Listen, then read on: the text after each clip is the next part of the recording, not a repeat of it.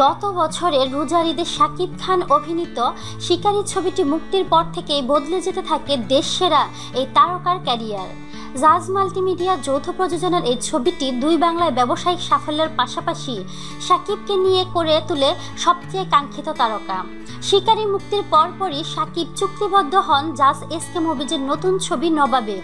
শুধু তাই নয়, এরপর একে একে Shri Venkatesh films, SK movies সহ কলকাতার বাঘা বাঘা প্রযোজনা প্রতিষ্ঠান এই তারকার সাথে কাজ করতে আগ্রহ প্রকাশ করে।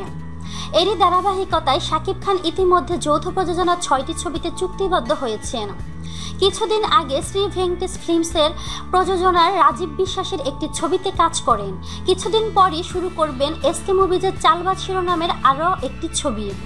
তবে শুধু যৌথ প্রযোজনায় নয়, বাংলার গণ্ডি পেরিয়ে যাওয়ার নতুন খবর দিলেন ঢাকার সিনেমার কিং খান খ্যাত এই নায়ক। সম্প্রতি শাকিব খান জানালেন খুব শীঘ্রই তিনি বলিউডের একটি ছবিতে কাজ করতে যাচ্ছেন। কিছুদিন আগে শোনা গিয়েছিল বলিউডের শ্রদ্ধা কাপুরের বিপরীতে একটি ছবিতে অভিনয় করবেন শাকিব খান। এবার নিজেই নিশ্চিত করলেন তার এই বলিউডের যাত্রার কথা। জানালেন সবকিছু ঠিকঠাক থাকলে আগামী কুরবানি ঈদের পর বলিউডের ছবিতে কাজ শুরু করছেন তিনি।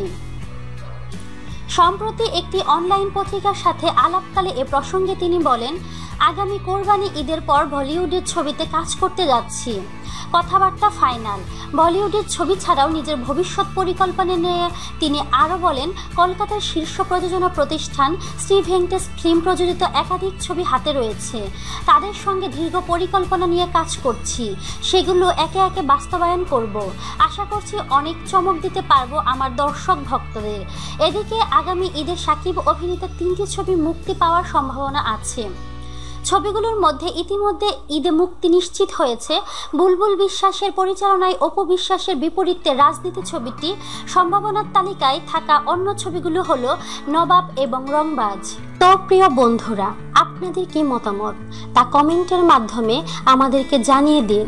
আর অবশ্যই আমাদেরকে লাইক, কমেন্ট, শেয়ার এবং সাবস্ক্রাইব করতে ভুলবেন না।